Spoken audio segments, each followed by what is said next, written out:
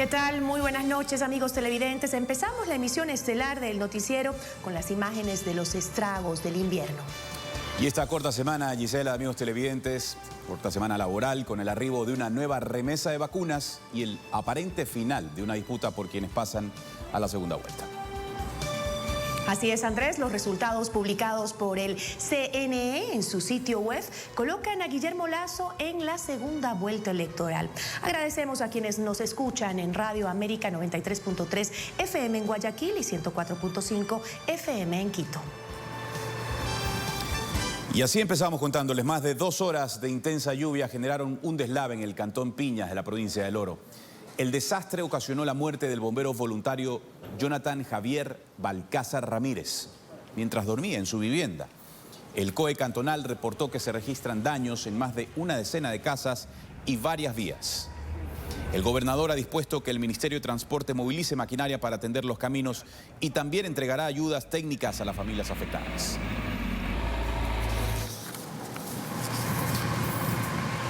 Y el segundo lote de vacunas contra el COVID-19 llegó a Ecuador con más de 16.000 dosis que serán distribuidas en 15 provincias. El Ministerio de Salud informó que la empresa Pfizer estableció un cronograma de entrega. La próxima semana llegarán 17.000 dosis, mientras que en periodos de envío semanales desde marzo las entregas serán superiores a 26.000 dosis. Son 16.380 dosis que llegaron en el segundo cargamento de vacunas contra la COVID-19. Este lote complementa la fase 0, esto es, según comunicado del Ministerio de Salud, 6.228 ecuatorianos de 99 hospitales y 18 centros gerontológicos que recibirán la inmunización contra el virus.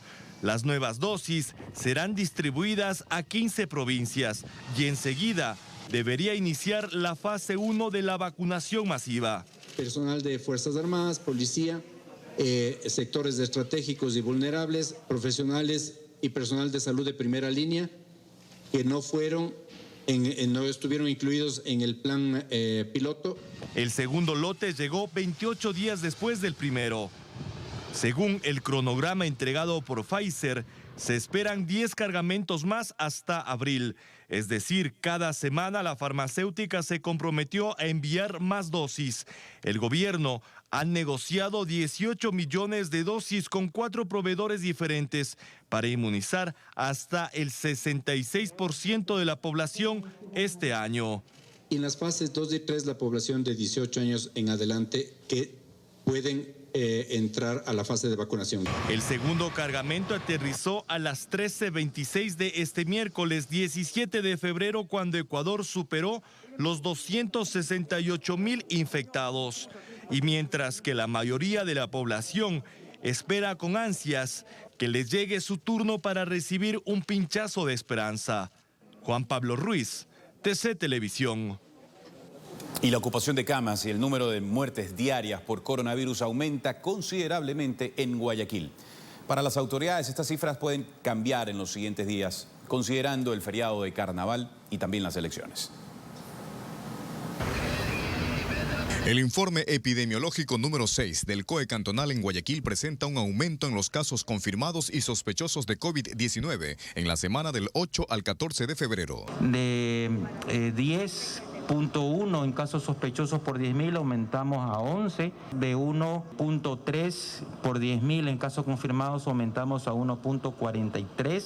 Lo más preocupante es que las unidades de cuidados intensivos para pacientes COVID tienen una ocupación del 100% en los hospitales del Instituto Ecuatoriano de Seguridad Social, del Ministerio de Salud Pública y el Luis Bernaza, y casi la totalidad en clínicas privadas. Al estar la capacidad de las áreas UCI al 100%, no solo se complica el cuadro de quienes padecen COVID-19, sino también de quienes atraviesan otras patologías. Porque no existe capacidad del sistema de salud para brindarle una atención adecuada porque está colapsado, y eso ha pasado en el primer mundo. En Inglaterra recién veíamos cómo sufría por la falta de camas hospitalarias. En la semana en referencia, se registraron 327 fallecidos, 84 por COVID-19, lo cual indica un aumento de decesos diarios que pasó de 10 a 14. Y si solamente analizamos lo que sucedió en estos 4 últimos días de carnavales, pues entonces el promedio de fallecimientos está cerca de 16.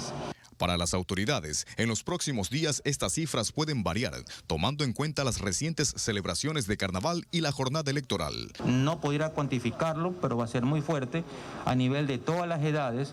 Mientras mayor sea el número de casos que exista, la probabilidad de ingresar a un hospital va a ser mayor. Los sectores con mayor incidencia de sospechosos por el virus son Los Brejeles, Guasmo Sur, Fertiza, Guasmo Norte, Malvinas, Letamendi, Urdesa y Kennedy. Stalin Vaquerizo, TC Televisión. El presidente de Estados Unidos dijo ayer que su país regresará a la normalidad en las próximas Navidades. Ese país en el que se realiza la mayor cantidad de pruebas en el mundo, en el que ya se ha vacunado a 50 millones de personas, espera recuperarse en diciembre. Entonces yo me pregunto, ¿y nosotros podremos recuperarnos algún día? Los expertos aseguran que la recuperación en Estados Unidos no es por las vacunas, sino porque el comportamiento de la gente cambió. Distanciamiento, mascarilla, alcohol, no viajar, no hacer reuniones, utilizar espacios abiertos y evitar cualquier aglomeración. En Ecuador hacemos todo lo contrario y estamos esperanzados únicamente en las vacunas y en que nuestro sistema de salud funcione. Es verdad que nuestras autoridades no han sido lo más eficiente del mundo en el manejo de la pandemia, pero tampoco han sido las peores. Y aunque tuviéramos los mejores ministros y alcaldes del planeta, nada podemos hacer frente a la irresponsabilidad ciudadana. Lo acontecido en Montañita, Salinas, Loja y otras ciudades durante el feriado no tiene nombre. Unos cuantos se fueron a celebrar, ya contagiados, pero muchísimos han vuelto a sus ciudades contagiados por esos cuantos. Y esos muchísimos a su vez van a contagiar a los que se quedaron en sus casas, a quienes no viajaron para no contagiarse, a quienes se cuidaron, quienes fueron responsables. ¿Les parece esto justo? A mí no. Finalmente llegó un nuevo lote de 16,000 vacunas y más. ¡Qué bueno! Todos los que recibieron la primera dosis podrán recibir la segunda. Y más personal de salud y ancianos podrán empezar a vacunarse. Si continúan llegando semanalmente como está previsto, podríamos decir que el plan está funcionando exitosamente. Enhorabuena, porque en 2 semanas, señores y señoras, empezaremos a ver los hospitales saturados gracias a la irresponsabilidad durante el carnaval. Y ese personal médico necesita estar inmune al virus para que pueda atender al montón de contagiados por esos irresponsables que prefirieron la farra a la buena salud.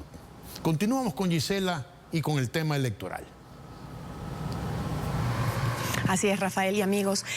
En 4 días más se espera la proclamación de resultados de la contienda electoral del pasado 7 de febrero, una vez que el Pleno del Consejo Nacional Electoral no reunió los votos necesarios para viabilizar la propuesta del recuento de los votos. 10 días después de las elecciones generales del 7 de febrero, el CNE publica los resultados que ubican a Guillermo Lasso con el 19.74% de los votos, sobre el 19.38% de Yacu Pérez. El vencedor de la primera vuelta con el 32.72% de los sufragios fue Andrés Arauz, carta del expresidente Rafael Correa. La presidenta del Consejo Nacional Electoral, Diana Atamaint, aseguró que espera que se proclamen oficialmente los resultados en 4 días más, una vez que lleguen los paquetes electorales del exterior. tendremos que proclamar resultados enmarcados en la ley. Nuestro accionar no puede responder a presiones políticas de ningún tipo, vengan de donde vengan. Los candidatos Guillermo Lasso y Yacu Pérez tuvieron desencuentros durante los últimos 10 días debido a sospechas de inconsistencias y un estrecho margen de 32.886 votos, que se traducen en 4 décimas porcentuales. Después de una reunión entre ambos el viernes 12 de febrero, el Consejo Nacional Electoral intentó resolver la noche del martes el recuento de votos acordado por los presidenciables. El pleno del organismo no tuvo los votos para aprobar un informe jurídico que proponía el recuento al 100% en Guayas y al 50% en 16 provincias. Es decir, unos 6 millones de votos. Las discrepancias se centraron en la base legal para abrir las urnas y al final se diluyó el recuento. Me abstengo de votar del informe jurídico, que afectaría el cumplimiento de las fechas y actividades esenciales previstas en la Constitución de la República. El pleno del CNE sí aprobó ampliar el plazo para el cierre del escrutinio en las 3 circunscripciones por el exterior, debido a las demoras en enviar el material electoral. Tendrán 4 días más para terminar el escrutinio, con lo que para el sábado 20 de febrero el país podría dar por finalizado el conteo de votos para todas las dignidades. José Luis Calderón, TC Televisión. Y la proclamación de los resultados electorales prevista para este fin de semana no será suficiente para empezar con la impresión de las papeletas para la segunda vuelta. Karen Aro nos cuenta que las organizaciones políticas aún tienen recursos administrativos para apelar los resultados de la primera vuelta. Para la segunda vuelta, el tiempo vuelve a apremiar al Consejo Nacional Electoral una vez que el organismo oficialice los resultados de la primera vuelta, que sería hasta el domingo 21 de febrero. Las organizaciones políticas tienen, según el artículo 141 del Código de la Democracia, 48 horas para presentar una reclamación por inconsistencias. En ese tiempo pueden solicitar la verificación de actas o de votos. La ley no establece un tiempo para este proceso. Superada esta etapa, el artículo 242 del mismo código les permite interponer una objeción a los resultados numéricos. El CNE tiene 5 días para resolver, es decir, hasta el 1 de marzo. Pero estos no son los únicos recursos a los que la ley les faculta. Una vez agotados estos espacios que son administrativos, pueden presentar ante el Tribunal Contencioso Electoral un recurso subjetivo contencioso electoral. El organismo tiene 2 días para admitirlo y 15 días más para resolverlo y pronunciarse, es decir, hasta el 17 de marzo, un día después del inicio de la campaña electoral. Hasta entonces, el organismo electoral no puede enviar aún a imprimir la papeleta para la segunda vuelta, pues el Tribunal Contencioso deberá emitir una certificación de que se han evacuado todos los recursos pendientes que interpongan los partidos para que el diseño de la papeleta sea enviado al Instituto Geográfico Militar. Si todo ocurre según lo planificado, los ecuatorianos volverán a las urnas el 11 de abril para definir en balotaje al nuevo presidente de la República. Karen Aro, TC Televisión. 4 fuerzas políticas y un representante de la sociedad civil conforman el Consejo Nacional Electoral, que hasta la fecha no proclama los resultados de las elecciones. Conozcamos a qué partidos responden los integrantes del Consejo Nacional Electoral. Si en algo coinciden los integrantes del CNE, es que casi siempre están en desacuerdo. Las discrepancias han marcado a este Consejo Nacional Electoral desde su nacimiento, al punto que en la primera reunión, el 20 de abril del 2018, 2 consejeros abandonaron la sesión, Luis Verde Soto y Estela Acero. En aquella sesión, Diana Tamaint fue escogida como presidenta del organismo. La selección de los integrantes estuvo a cargo del Consejo de Participación Ciudadana Transitorio, encabezado por Julio César Trujillo. La idea era evitar que una sola fuerza política se concentre en la entidad, como ocurrió en la época del correísmo. Diana Tamaint es indígena shuar. De hecho, fue la primera representante shuar en ser legisladora de su provincia, Morona Santiago, por Pachacutic. Fue postulada al CNE por la CONAIE, sin embargo, Pachacutic marcó distancia con la funcionaria. Enrique Pita, cercano a la derecha, no era nuevo en las funciones electorales. Del 2001 al 2007 fue vocal y presidente del extinto Tribunal Provincial Electoral del Guayas. Quien impulsó su llegada al CNE en el 2018 fue el Movimiento Creo. partido. Antes se desempeñaba como presidente de la Cámara de la Construcción de Guayaquil. José Cabrera, también empatado con la derecha, fue apoyado por el Partido Social Cristiano. Es ingeniero informático y ex asesor del Tribunal Supremo Electoral. El brazo político de Estela Acero fue Alianza País. Es activista indígena. Ella legisló por Pichincha desde el 2013 al 2017 en la Asamblea, mayoritariamente correísta. Finalmente, Luis Verde Soto fue apoyado por la Junta Cívica de Guayaquil y ha formado una minoría con Enrique Pita. Fue consultor de la OEA y asesor de Jaime Roldós. Ahora, cuando el país está en vilo por los resultados de la segunda vuelta electoral, los consejeros siguen sin ponerse de acuerdo. Han pasado 10 días desde las elecciones. El 16 de marzo empieza la segunda vuelta y el país sigue esperando respuestas y orden. María Gabriela Castro, TC Televisión. Y el candidato presidencial Yacu Pérez criticó en duros términos la actuación del Consejo Nacional Electoral, tras no permitir, de momento, un recuento de votos. Además dijo que no apoyará al postulante Guillermo Lasso en una eventual segunda vuelta ante Andrés Arauz. En tanto, empezó la marcha de movimientos indígenas, pero hay dirigentes que no están de acuerdo. El candidato por Pachacutic, Yacu Pérez, afirmó que se sumará a las movilizaciones nacionales del movimiento indígena para exigir que se abran las urnas en 17 provincias y evitar se cocine un fraude electoral. Nada más ni nada menos que una caricatura de transparencia electoral, porque saben que el rato que se aperturan las urnas, se destapa el grillo de corrupción, de trampa, de engaño y de fraude. Con el tercer puesto en el conteo oficial, aclaró que jamás apoyará a quien pretende robarle sus votos. Ni sueñen que para evitar que venga Correa al Ecuador tengamos que nosotros apoyar al feriado bancario y a la corrupción del señor Guillermo Lasso.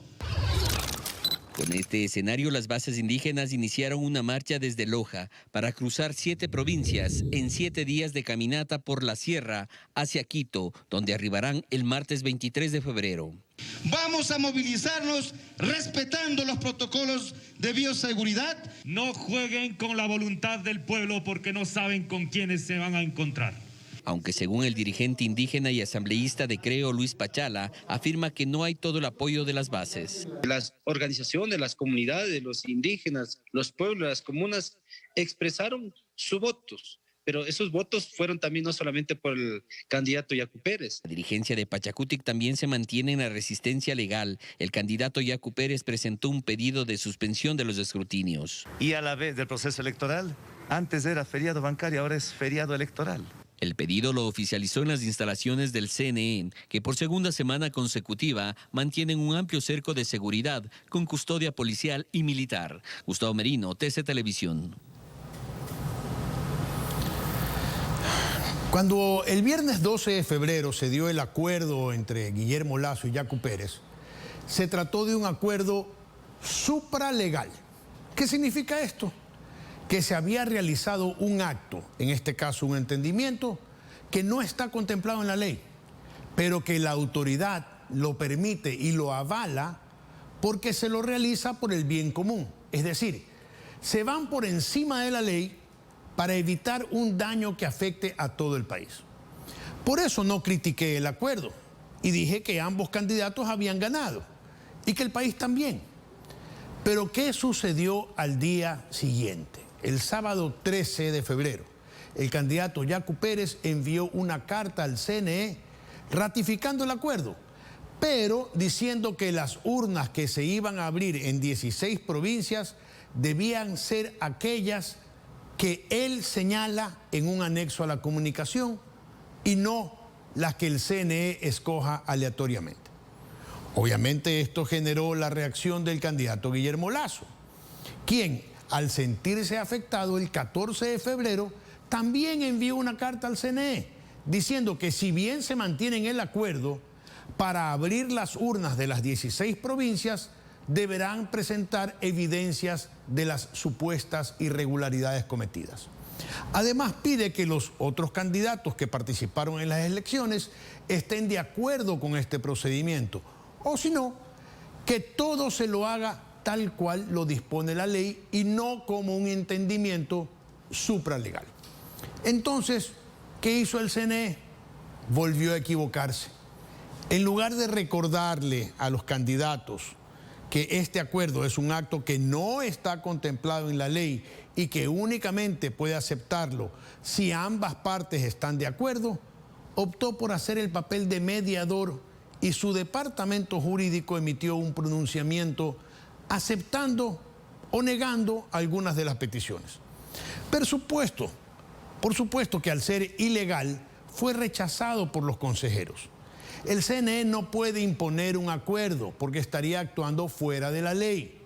Si el acuerdo entre ambos candidatos fracasa, el CNE única y exclusivamente puede y debe hacer lo que está escrito en blanco y negro en la ley.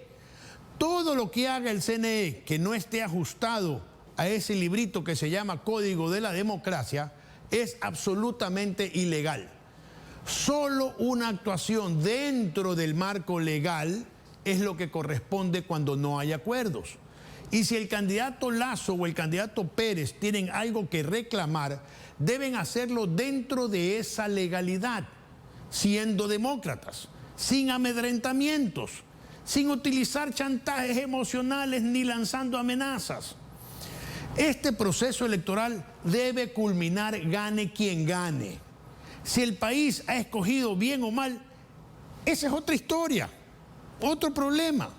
Si se ha ganado por poco o por mucho, qué pena para el perdedor. Así es la democracia y hay que respetarla. Voy a repetir las mismas palabras que utilicé después de las elecciones del año 2017. Si hay fraude, demuéstrenlo, presenten las actas e impugnen, pero no pretendan incendiar el país. Veamos qué nos trae Mauricio Ayora en La Roja.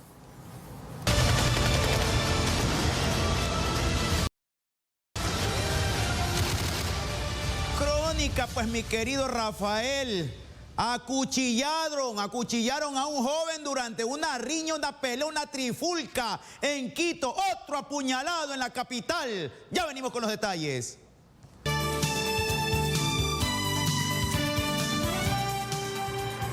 Seguimos informando, más de 1.500 raciones alimenticias llegan a los evacuados del deslizamiento de tierra ocurrido en Chunchi, provincia del Chimborazo. Las autoridades trabajan en acciones de prevención para evitar nuevas afectaciones en otras localidades de esta zona andina.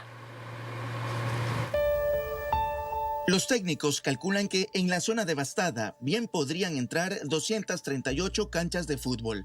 Lo que observan es el sector agrícola conocida como La Armenia, lugar en donde sus pobladores y autoridades están en alerta. Aún existe peligro porque el espejo del agua no ha bajado lo suficiente.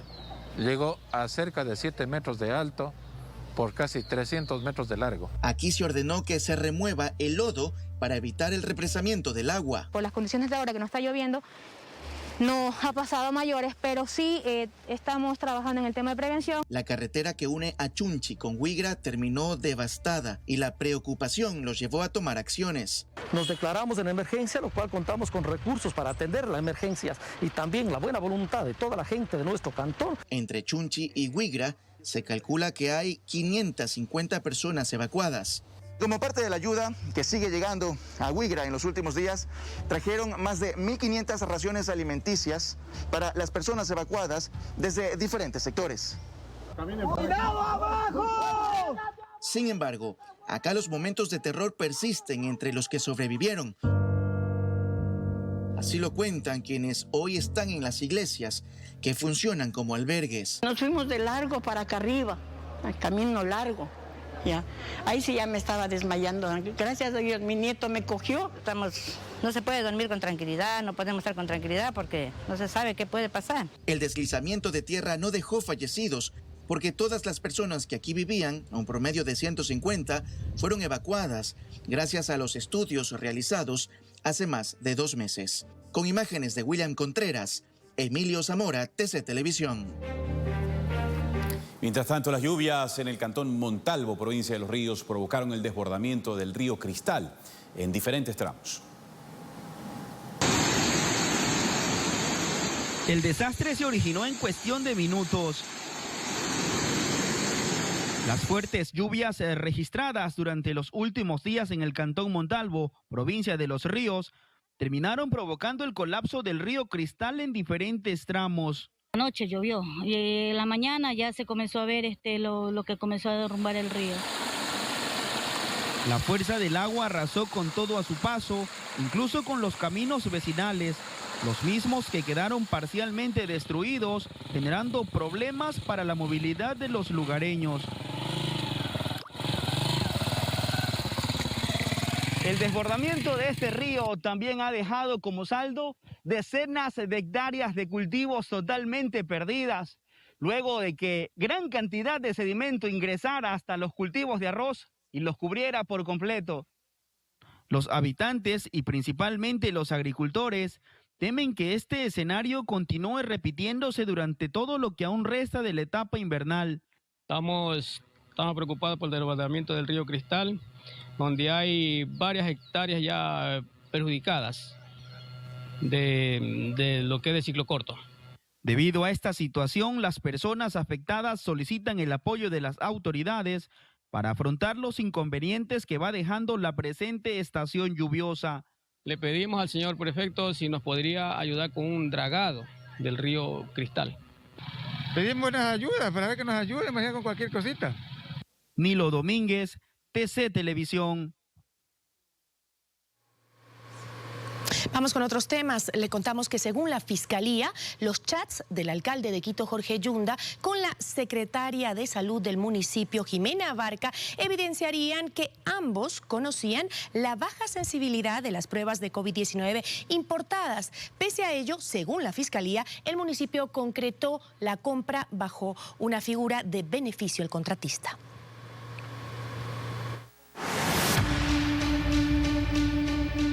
Según Fiscalía, el alcalde de Quito, Jorge Yunda, conocía de la baja sensibilidad de las pruebas para detectar COVID-19. Sin embargo, decidió validarlas y continuar con el proceso.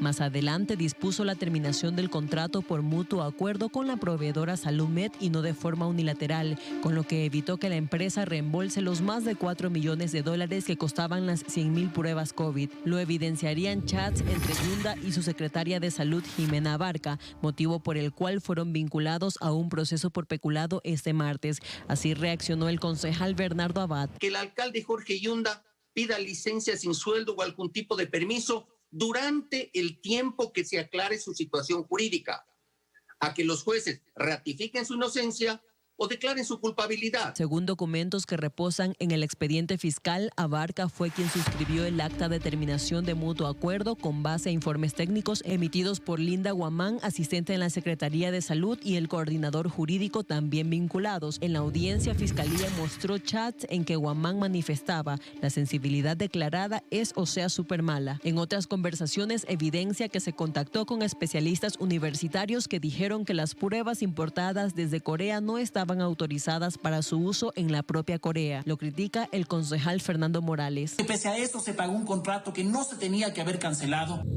Son conversaciones plasmadas en más de 400 hojas que fueron extraídas de los celulares de las funcionarias de la Secretaría de Salud, incautados en allanamientos dentro de las dependencias públicas. Fabiola Santana, TC Televisión. Yunda se presentó en la Corte Provincial de Justicia como parte de las medidas que un juez interpuso en su contra tras su vinculación en la investigación por supuesto peculado por la compra de pruebas COVID-19. Yunda dijo que no ha recibido notificación para la colocación de un dispositivo de vigilancia en el tobillo. Aseguró que colaborará con la justicia y con... Señoras y señores, nos vamos a un bosque en el norte de Quito. Apuñalaron a un joven.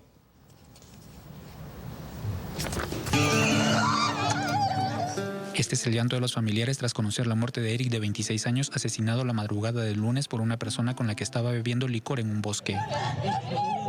Lamentablemente hubo una discusión entre dos ciudadanos y se produjo el deceso, ¿no?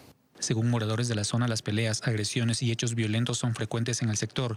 Esta es la primera muerte del año, pero no es la única. Pero se ha oído de algunas personas que han fallecido. Improvisados escondites donde los delincuentes tenían colchones, ollas y hasta licor fueron destruidos luego del asesinato. Quemaron media docena de casuchas en las que se encontraron además armas, droga y objetos robados. Totalmente se desmanteló unas cabañas. Este miércoles la policía nuevamente ejecutó un operativo. Se evidenció que indigentes y delincuentes siguen en el lugar a pesar de la constante presencia de los uniformados. Es pariente de mí. Esta es propiedad privada y aquí no pueden estar. Otra vez nuevamente vienen las personas indigentes a consumir aquí. Al piso. Aguántale aquí tú. 3 personas fueron retenidas para investigaciones. Un hombre que en noviembre del año pasado asesinó también dentro de un bosque a un anciano para robarle su celular fue detenido por la policía. Es propinado una herida con objeto punzocortante en la región torácica que produce su deceso. Del 1 de enero al 17 de febrero del 2021 se han registrado 17 muertes violentas en Quito. 15 fueron por violencia interpersonal, es decir, por riñas y consumo de licor. 2 por violencia criminal. 12 asesinatos fueron con armas blancas. En este caso, el homicida está identificado. Su captura, según la policía, podría darse en los próximos días. Fernando Escurra, TC Televisión. Bien, tenemos una novedad, señores y señores. En el pabellón de mediana seguridad de la cárcel de Guayaquil, caso que fue reportado esta tarde. La víctima fue atacada con arma blanca. David Ruiz nos tiene novedades desde el centro carcelario. David, ¿cuál es la novedad? ¿Qué tal? Buenas noches. Buenas noches, mi querido Mauricio. Sí, pues aquí a la tarde de hoy hubo una riña entre 2 internos, donde uno de ellos falleció luego de recibir una herida por un arma cortopunzante de fabricación artesanal. Le dieron los primeros auxilios, pero lastimosamente falleció. Luego de ese hecho, se realizó aquí una requisa y se encontró licor, celulares y también armas artesanales también, donde se provocan también armas cortopunzantes, pero lastimosamente no se encontró el arma que fue la que provocó la muerte del interno.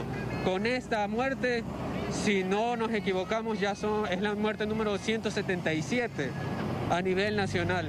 Es preocupante la situación que estamos viviendo. Aquí está controlada la situación y ahora les vamos a dar paso a un directo que hablamos con uno de los jefes encargados aquí de este centro penitenciario. Escuchemos, por favor. Bueno, aproximadamente a las 4:30 de la tarde se recibe una alerta por parte de los señores guías. Esto en un pabellón de mediana seguridad, en razón de que ha existido una riña entre 2 personas privadas de la libertad.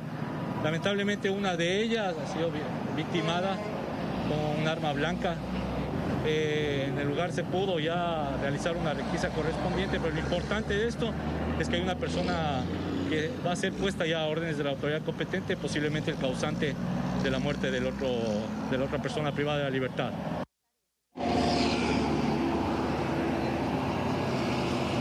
Bueno, aquí la situación, como les manifesté, está controlada y nosotros les tendremos más detalles en las próximas emisiones. Continuamos con ustedes en estudios. Buenas noches. Gracias, mi querido David. Pero los ecuatorianos ya saben que eso no es noticia. Muertos, heridos, acuchillados, baleados, drogas, comunicaciones, celulares, cargadores. ¿Qué no es noticia? Noticia será cuando el sistema de rehabilitación penitenciaria funcione. Seguimos informando. Y apresaron a presunto formalizador del cuerpo de Lisbeth Vaquerizo. Esta mañana fue detenido por agentes de la policía Richard Javier Anzoátegui Girón, quien preparó el cuerpo de Lisbeth Vaquerizo Muñoz para colocarla en el ataúd aquel 21 de diciembre del 2020 y quien se habría presentado ante los padres de Lisbeth como el médico de la funeraria que estuvo a cargo de los trámites de defunción de la joven de 30 años. Servicios fúnebres que, por cierto, fueron contactados por el esposo de la oxisa y principal sospechoso de este femicidio.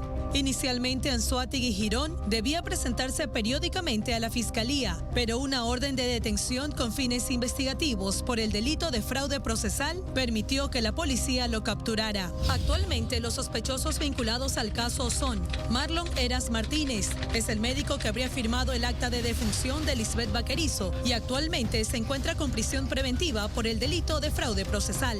Luis Javier Hermida Núñez, esposo de la Oxisa, su situación judicial, prófugo de la justicia por el delito de femicidio. Ronald Joel Pazmiño Aro es quien habría conducido la moto que trasladó a Hermida Núñez el día del asesinato.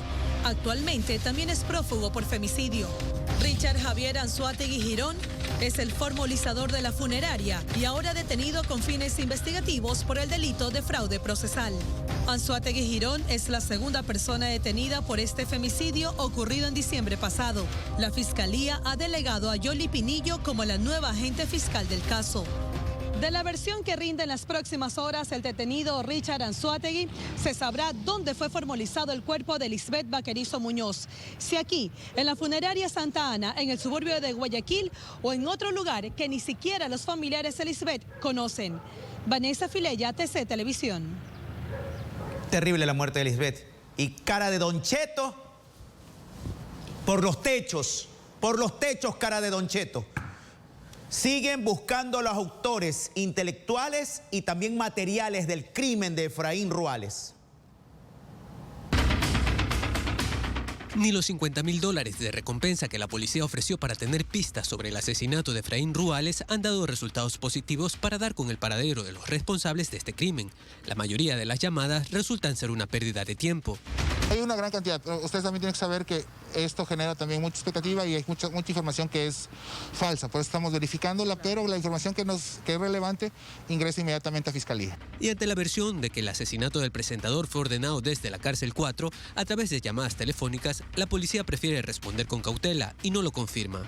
No tenemos ninguna información oficial, yo también me percaté por las redes sociales, eso lo están manejando el Departamento de Inteligencia de allá de Quito y yo no tengo ninguna información de eso. La madrugada del sábado 13 de febrero se realizaron varios allanamientos en el Guasmo, sur de Guayaquil, tras recibir una llamada anónima, pero tampoco se obtuvieron datos efectivos.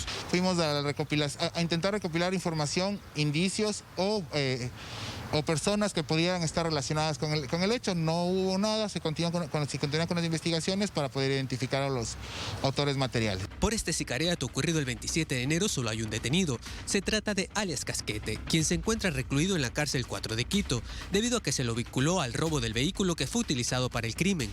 Casquete pertenece a la banda narcodelictiva de Los Lagartos. Actualmente la policía encamina su investigación en base a la información extraída del teléfono del actor y presentador de televisión. De allí se obtuvo datos trascendentales para esclarecer quiénes fueron los autores intelectuales de este asesinato. David Ruiz, TC Televisión. Varios cacos se metieron a un condominio y se llevaron la plata en cartones. En pocas palabras, el condominio es una fortaleza. Tiene cámaras de seguridad, cerco eléctrico y puertas de acero. Pese a esto, los delincuentes se metieron a robar. Se hicieron pasar como compradores de un departamento y una vez adentro, intimidaron a los empleados. En estas fotografías se puede observar cómo en cartones se llevan el dinero. ¿Es la primera vez que roban aquí, amigo? Que yo sepa, sí. Tienen un fuerte resguardo, pero a pesar de esto no fue impedimento para que ingresen los delincuentes, ¿no? Aparentemente. En el atraco participan un hombre y una mujer, aparentemente son pareja. La policía sospecha que es una agrupación que está comenzando a operar bajo la fachada de ser compradores de departamentos. Nosotros hemos abierto ya una línea investigativa en relación a lo que es el robo en este condominio. Entiendo que dentro de la investigación tenemos una serie de videos y fotografías que tenemos que contrastar con otra información que tenemos. El parte policial detalla que los delincuentes llegaron a bordo de un taxi. Sin embargo, al momento de darse la fuga, se fueron en un carro aparentemente plaqueado. Actualmente este automotor está siendo buscado por los agentes policiales. Y lógicamente el guardia privado no debería caer en el engaño. Eso también estamos averiguando cómo es el modus operandi así en este caso en específico, y nosotros estamos también obteniendo algunos modus operandi para poder también recomendar a diferentes lugares a través de la policía preventiva para que vaya y recomiende en las reuniones que se hace con los personeros o con los administradores en esos sectores en específico, en lugares específicos. ¿Al ingreso ellos dejaron cédula, algún documento? Entiendo que dejaron un documento, pero eso todavía está por verse si el documento es válido o fue sustraído. O sea, es una línea de investigación que no podemos ahondar en el detalle. La Policía Nacional está buscando a los implicados en este atraco, registrado en la vía San Borondón. Jorge García, TC Televisión. Bien, aquí despedimos con lo más destacado hasta ahora. Gracias por acompañarnos. Muy buenas noches para todos. Nos vemos mañana con más información.